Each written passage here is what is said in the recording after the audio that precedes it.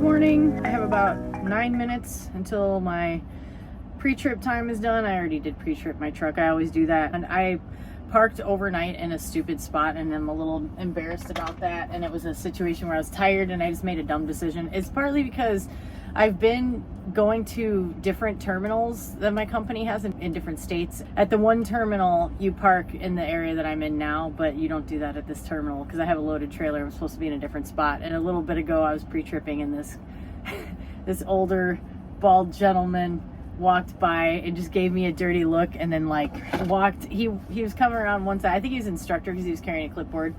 And then he walked around and he looked like he wanted to say something. And I had gone to the other side of the truck from where he was at first because I was just doing pre-trip things. Then he kind of walked around and he kind of gave me another look. And I'm like, just say something. Just say something so I can say, I know it was a dick move. But he didn't say anything. So I was like, okay. So I'm looking forward to getting out of this spot because I feel awkward. But anyway, was ready to get going. And then I got a message I messaged dispatch to tell them that I've been having a lot of issues with the PC, the Qualcomm. I don't need to get into details because if you're watching this and you drive trucks, you already know. I'll fill in information on it and then it'll bounce back repeatedly. So I have to keep putting the same information in and it keeps bouncing back like 3 steps. So last night I contacted dispatch and let them know. They're like, oh, sorry, hopefully it'll be better. We'll fix it, blah, blah, blah. And then because this morning I sent a message saying, hey, it's still showing this fuel stop. I'm at a terminal where we have fuel. I'm going to fuel here. FYI, I'm about to head out. And they're like, oh, we took that load off of you. This is now a relay. So drop this trailer here and you'll have another load soon because they can't take that load until noon tomorrow. And I'm thinking to myself, if I hadn't sent that message, I wouldn't have known that. I'm really annoyed and this is typical trucking company driver dispatch bullshit. They're doing a lot of things. I'm sure they're busy as fuck and understaffed. I always try to be compassionate toward what they're going through. It's not all about me. I'm not the only person. But it's just like a universal fucking situation where they're not on top of things in a way that facilitates you being successful and utilizing your time effectively. So I'm like, oh, let's see how long it takes them to actually get me a load today. Because yesterday it took way too long for them to communicate with me. Oh, you can pick up the load that's in the lot that's right over there. I could have picked up this trailer 40 minutes or an hour before I did, but because they were just dilly-dallying or probably working on other things and not paying attention to little old me, I sat there and waited, and I didn't get back last night till 11 p.m. and I'm tired as shit. Trucking, baby. That's trucking. This coffee's decent, so there's that. Well, I'm sitting here waiting for a load and I'm drinking my coffee that I've reheated a couple of times already. I just was fueling, getting ready to go. I started my clock already, which was probably a bad idea, but I don't know. I just, when I was going back and forth with the dispatcher, I think it's the wishful thinking of oh, she's going to have another thing for me right away because what happened today got all screwy. But when I was at the fuel island, another driver who was fueling asked how I was doing, and I was like, oh, I'll be better when I have a load. And he said something back to me that kind of made me feel better. He was like, yeah, loads have been messed up lately. There aren't enough loads. And especially because we're in such a busy area, northwest Indiana / Chicago. It's how is there not enough freight moving to keep all of our asses on the road at all times? And it's interesting to think about, and I'm sure some of the people who watch my videos will have interesting feedback on that, who know more than I do. But it really does seem to be supply chain imbalances in the flow of freight. It's a really weird thing. It feels like it's always like this, where there's these periods of lull when there's certainly plenty of demand. I know we're in a difficult financial spot as a country right now, so I don't know if that has something to do with changing the movement of freight. I imagine that it must, if people aren't buying as much stuff. I'm sure an economist could. I got a C in econ. I hated that class. My teacher was a dick. Just trying to kill time and reading through comments And I just always want to sit and have a conversation with the person who wrote the comment. I'm like, oh, let's talk, because I love the thoughtfulness of the comments. He said something about the addictiveness of trucking and like the way the life, referring to what I had said in my previous video about being away from your family and like missing out on things and feeling like a ghost.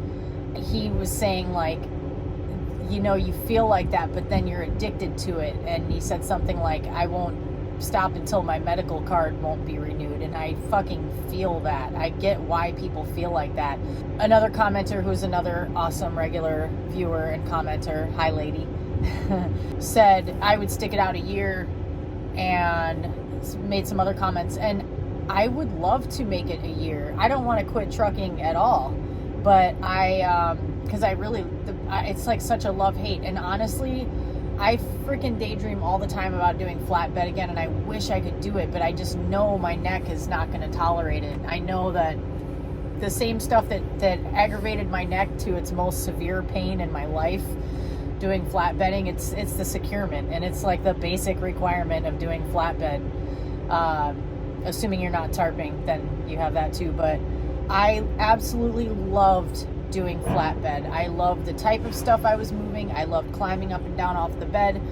I loved the challenge of it. I loved having to think more about the way the truck was loaded, the trailer was loaded, because it's really different than what I'm doing now. Now I got to move the tandems around all the time, which is something you don't really do as a flatbed driver, but you got that split axle to maneuver, which is tricky, not fun to back in a lot of circumstances. I always wanted to be that rare flatbed driver who can back their trailer. I'm just kidding. I'm just teasing. But, there's like that thing where people think flatbedders can't back a truck because they don't normally have to back into docks like other truckers do, not as often. It's funny too, because I met a female flatbed driver who works for the company I'm at now, and she was like this petite person. She was a real badass, and apparently like she kicked everybody's ass on passing the test. Like she got 100% right and all this. She trained at this company at their CDL program, but she was telling me that when she goes to truck stops, she never backs in. She tries to get the spots on the end and just pulls forward into them. And I'm like, come on, really? Because to me, it's like, I would be embarrassed to do that. I'd be like, I gotta at least try. I gotta show that I can do it. I don't know. It's silly. It's ego. But anyway, yeah, trucking, yeah, fucking get why it's addictive. And I would love to make it a year, but it's the pain, man. There's a certain point at which my body just says no. And I have been like this my whole life, where like, I'm so addicted to movement. And if you were to talk to anybody who was close to me, like, it's funny because it makes me think about how my ex-husband used to tease me about, or like get annoyed because I would not sit down. Like, we're going to eat dinner or something, and I'm like I'm like, no, I got to clean the kitchen first. I got to do this. Like, I just am so energetic that sitting for any period of time, like, I hate watching movies unless I can pause them and get up and do shit, because I cannot stand sitting still. Now every movie is like 3 fucking hours long. No, hell to the no. I can't do it. So I knew this. I know it sounds idiotic. Like, why did you get into trucking if you don't like sitting? Well, that's why I thought I was going to do flatbed, and I thought it was going to be different, and it didn't work out like that. And yeah, fucking, man, I don't regret it. I kicked ass as best I could. I don't want to quit. Maybe I'll keep doing it on some level. Okay, and another comment that I wanted to address, I was going to just, respond in comments, but it's a subject I think is worth discussing. The person suggested, hey, have you, because I had mentioned I'm going to go back to bartending, which, fucking bartending, but anyway, they asked me if I would work in one of the new casinos that's coming up. There's a lot of casinos that are popping up at all the time in the Chicago area, and the answer to that is hell fucking no. And the reason why is a little bit nuanced, and I just wanted to talk about this because I think it's a really important subject. Personally, I really think that the proliferation of gambling entities and casinos in particular is unfortunate. And I know that sounds like a fucking wet blanket kind of thing to say, but here's where I'm coming from. All right. Some guy was doing a drop and hook right next to me, and it was loud as shit.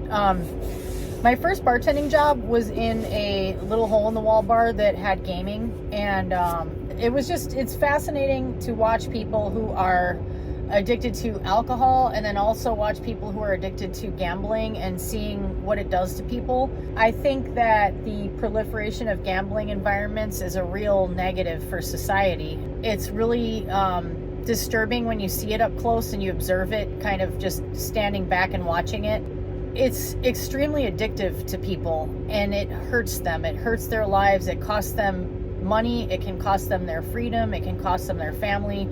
And a couple of points of perspective on that. A good friend of mine who I met in recovery is in recovery for a heroin addiction. It's a really unfortunately common story where he was a person who had severe kidney disease as a child and had a lot of surgeries and stuff, and ended up having to take a lot of pain medication, and that's how he became addicted to opioids and ultimately heroin. Before he was addicted to heroin, he had a gambling addiction, and he has talked a few times in our meetings about when we do have people who come in for gambling, because I'm in a type of recovery where people come in with all different types of substance use disorder issues and behavioral addictions and stuff like that. He has always talked about how much harder it was to quit gambling than it was to quit heroin. And he talked about having to have himself put on these lists that you can do through the state. You can put yourself on a banned list so you can't gamble. And there's people who are so desperate to quit gambling that they take that step. I encountered another guy in recovery who was just this brilliant, super cool guy. He came to our meetings before being incarcerated for a fraud-related crime, or a bank fraud crime that he committed to feed his gambling addiction. And this is a person who he talked a little bit about it, he was very smart with numbers, very good at strategizing, very good at playing odds. So he was pretty successful as a gambler. He knew how to make good amounts of money doing it, but he ended up getting himself into a sticky situation where he decided that his best option was to commit fraud in order to keep this going, and then ended up having to go to prison for that. And I think that when we think about people who have different types of addictions, a lot of times we can sort of be like, well, I'm not like that, I wouldn't be that person. But just knowing people, knowing good regular people who have gotten ensnared in that, and then also watching up close, like the zombification of people, dude, sitting at these machines just pressing this button, glazed over. You try to say something to them and they're not even there. It's like a zombie has taken over their body. And then seeing their reactions afterward when they have sat there for hours and lost sometimes thousands of dollars, and you see the whole cycle. You see the crash, you see the sadness, the self-loathing, and you go, I don't want to ever have anything to do with that. And what's crazy is I can rationalize selling alcohol when I know what alcohol does, because I've been in that struggle so personally. I've experienced it with family members. I saw my uncle on his deathbed from cirrhosis in 2020. Like, alcohol is no fucking joke, and I take that so seriously. But you know what? Gambling disturbs me more, if you can believe that. It kind of does. So that is my long story short of why I don't ever want to work in a gambling environment again. It's too sad. It's too upsetting. And if you're someone who has suffered from a gambling addiction, I feel for you, and know that you're not alone. And if you need help, check out Smart Recovery. That's one option. There's a lot of different options. I'll throw a couple things in the comments. But anyway, I just got an assignment. It just popped up on my phone, so off we go. Hello again. I'm getting loaded, and I'm at a place that I am 99.9% sure we came to when I was with my trainer at the job that I started with. And those of you who have been following my trucking adventures from the beginning will remember that possibly. And you guessed it, I'm making another peanut butter sandwich, because of course I am. It's like a staple of my diet. I've been reflecting on that time period lately, and I definitely, like, one of the tools I use for myself when I'm struggling with the current situation that I'm in, like anger or like any kind of negative emotions about it, which there's always like a little bit of the swirling shitstorm, is kind of like just a little bit. It used to be like when I was all in it, and now it's just like so I'm better at making it be quiet, which is an awesome bit of evolution for me. I can't find my fucking butter knife again. This happens every time. Peanut butter sandwich. Yep, there you are. Awesome. Hiding. before I'm done trucking, I still need to make a video of my trucking essentials, because there are just a handful of things that make my life easier and like that I really like to have and recommend.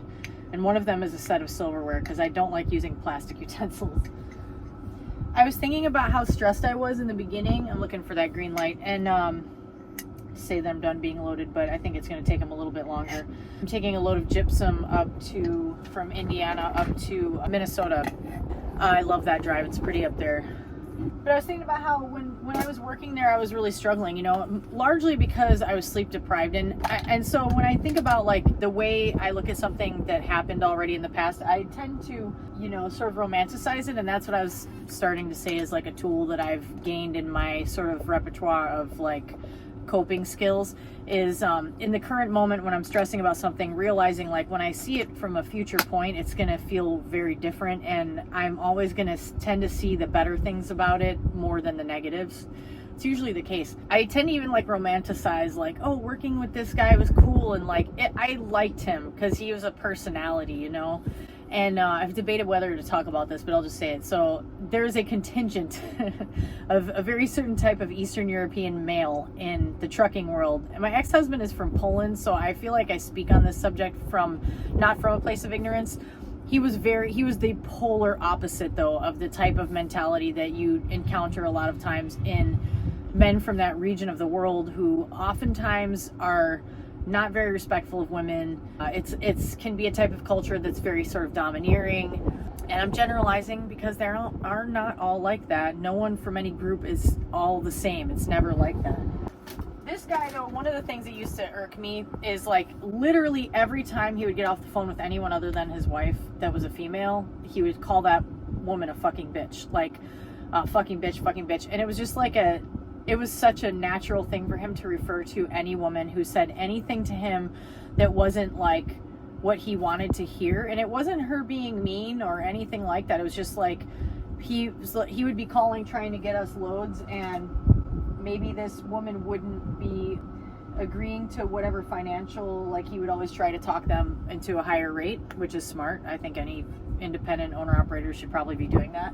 If she would say no to that, and you get off the phone and call her a bitch, and I'm like, why is every woman a fucking bitch? And you're sitting next to a woman, so you know that I think that's sort of your default of, if anything doesn't go exactly the way you want it, you're gonna sort of like put this negativity on the female that's in your, whatever female's in your environment other than your wife. I think that's such a crappy perspective, but I liked him. I have this superpower within me of overlooking things about people that are negative. It's how I got through my childhood. I'm telling you right now.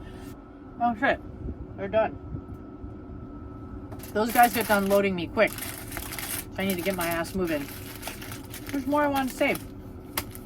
I'll have to get to it later. Duty calls. Back into door 15, he says. Okay. That's just going to be more fun to add to the existing fun of this morning.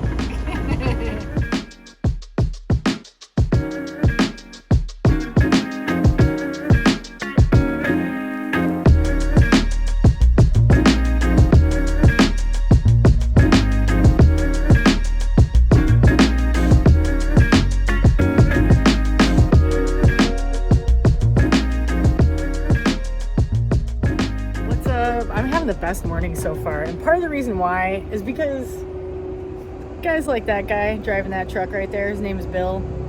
Bill talks real loud. I think he's hard of hearing. I'm making myself my famous pour over here, famous dark matter pour over. How could you be mad on a day like this? It's such a gorgeous day. Had to back into a little bit of a tight spot here next to this janky ass fence, but did it. Didn't take long at all.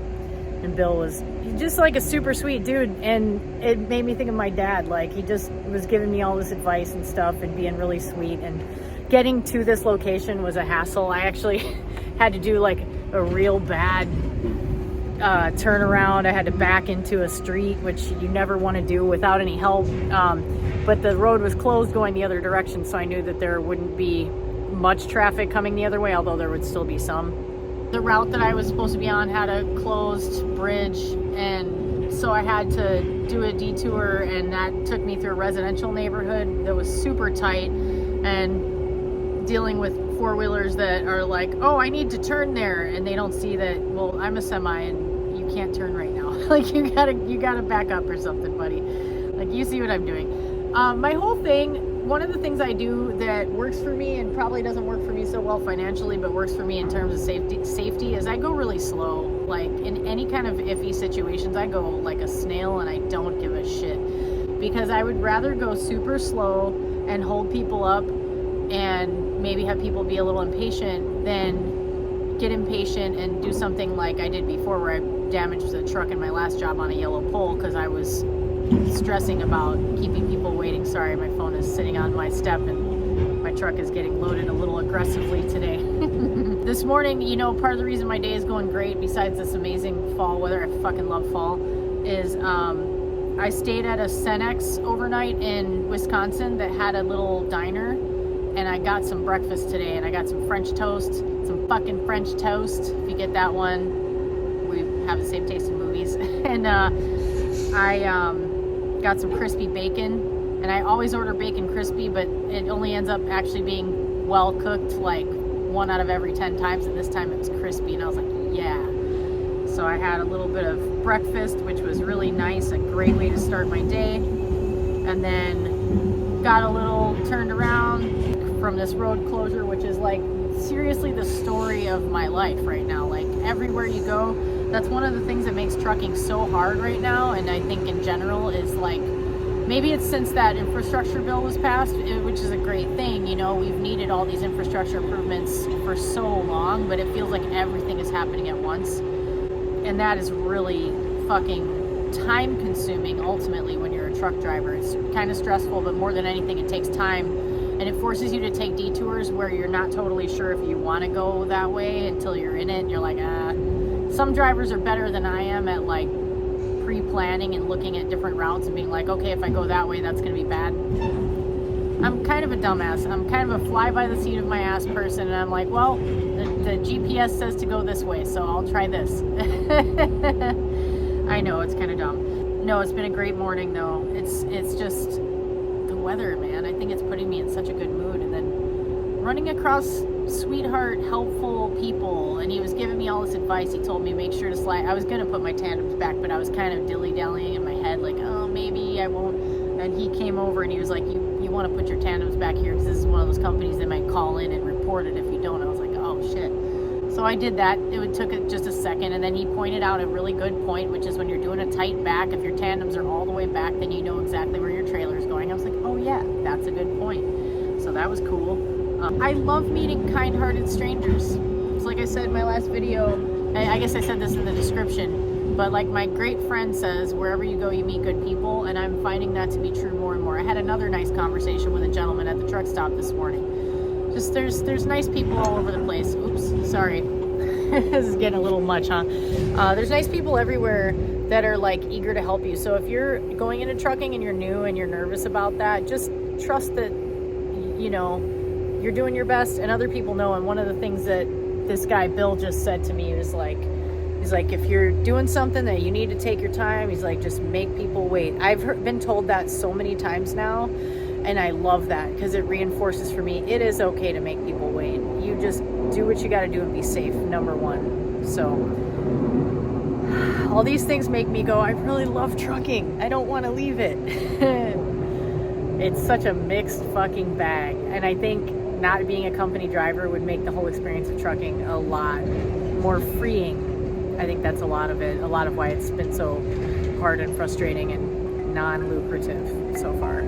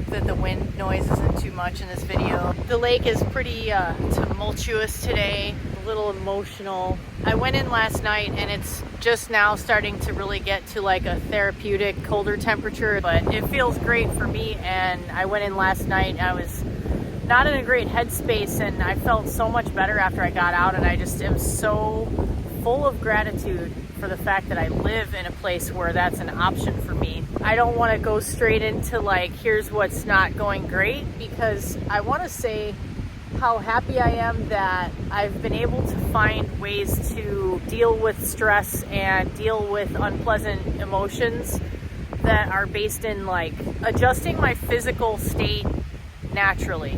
That's a huge thing for me that I don't ever want to take for granted. I was talking with a really good friend of mine this week. I was talking about how like I get cravings for milkshakes, you know? I know that what I'm craving, like of course I love the taste of a milkshake from Five Guys precisely. And of course I'm craving like the taste of a milkshake. What I'm also craving is dopamine and the opioid type response that you get from dairy, you know? And those are very real things, and a lot of us don't think about it that way, so we just eat food that is like ultimately pretty harmful for us, and we don't know how to turn off the off switch with it because we just want to keep seeking the feeling. But what I've found helpful is recognizing that that's what I'm seeking, and the pendulum always swings back. So if I satisfy that desire to feel that on a small scale, that's cool. If I don't do it every day or all the time or multiple times a day, that's fine. In the past, especially like I've talked about a little bit, when I was struggling with THC addiction or weed addiction or however you want to talk about it, I was constantly battling with that pendulum and I was really unhappy. I was really depressed and I had a lot of physiological imbalance and psychological imbalance, and it was really hard for me to detach myself from what felt like a snare that I was trapped in. And I know that's kind of like heavy loaded language, but it's just, that's the way it felt for me, you know? And it's not about the substance itself, it's about the brain chemistry that's out of balance and the seeking behavior behind that. It's really helped me to think about those things and recognize them, because I'm a person who came from a long period of misery when it came to eating disorders and alcohol addiction and cigarette addiction and fucking weed and everything and other substances that I used at times. It was just this constant fighting with the pendulum, you know? And it doesn't have to be that way. But what you have to be able to do is embrace that negative feelings or uncomfortable feelings are going to exist, and sometimes you just have to sit in those feelings. They tend to not be as dramatic when you're not actually using a substance to change your psychology or whatever, change your brain chemistry, because that makes that pendulum push too far to the other way. So you might feel way better when you get high, but then you feel way worse again when it comes down, you know? Anyway. That was totally not what I was planning on talking about, but here we are. I was going to say that my week went really poorly. You know, when I say that, I try to keep it in perspective because there were no accidents. Nothing got damaged. No one got hurt. I'm physically fine. It was just frustrating because I think what I want to convey is how much I tend to get down on myself when things don't go well at work, and when things out of my control don't go well, I blame myself for that for some reason. I'm not sure why I tend to do that. Yesterday I was sitting in a place of existential angst, and when I get like that, I'll start thinking about all my regrets and like sort of having this quiet narrative in the back of my mind of like, why did you fuck this up? Why did you fuck that up? And it goes all the way back to my guilt about leaving California when I was in high school. And when I left, it was because of things that I wasn't safe, and I didn't have anywhere I could stay that anyone wanted me at. Like stupid shit from when I was a kid that I can't ever change, but it still haunts me sometimes. So I don't want to sound like I sit here every day and think about that, but that shit is in the back of my head, and it fucking gets to me sometimes. And strangely, it gets to me when things are going badly at a job, because I'm like, well, how did you end up here? Why do you have a bachelor's degree and you're driving a truck? You know? And that sounds like an asshole thing to say. No judgment toward anyone. This week, the freight wasn't there. my clock was being wasted by the way that I was scheduled by our planners, and it just feels frustrating. And I think I speak for others when I say, especially like telling this to any new drivers who are watching this, you feel like you somehow, like they don't like you or they're trying to fuck you over. Sometimes that stuff is in your head, but it isn't even about you. It's just like what freight is available when and like how they can schedule it. One other thing I want to say is that this is just over a year since I started this whole experience, because I actually started trying to get my CDL in August last year. I tried to start CDL school in August, and that's when it was scheduled to start. And it kept getting pushed back because of the program I was going through. They kept canceling it or pushing back the start date. So I didn't ultimately start CDL school until I think it was the beginning of November, and I got my CDL on December 14th. So it's almost a year since I started this whole experience, but I didn't actually start driving until March because the person I went to work for didn't want to train me in the winter months, understandably. So yeah, that's kind of where I'm at, and I'm sorry if this sounds really negative, and I'm not putting it out there because I'm like, please comfort me or like help me think about it or help me work through it. That's not what I'm doing. I'm doing it because I want people out there, especially newer potential drivers or new drivers, to see like existential angst of trucking is a common experience, and it's certainly been my experience. But anyway, I'm gonna go do some breathing exercises next to this beautiful lake and hopefully get in. I always wait and see till I get by the shore to see if it looks like it's safe enough, so we'll see. But thanks so much for watching. Catch you on the next one.